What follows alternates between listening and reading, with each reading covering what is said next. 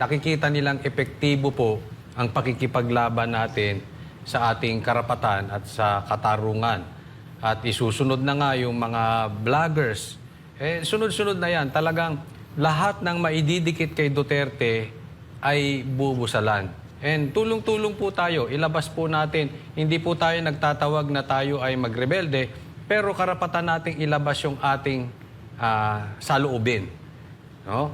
Para yung gobyerno ay matuturing makinig. Gaya nga ng sabi, kung tama naman ang inyong ginagawa, kay Tatay Digo, maraming bumatikos. Kay BP Sara, marami ring bumabatikos.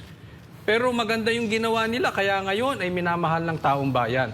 Sana mag-focus ang gobyernong ito sa pagtulong sa taong bayan.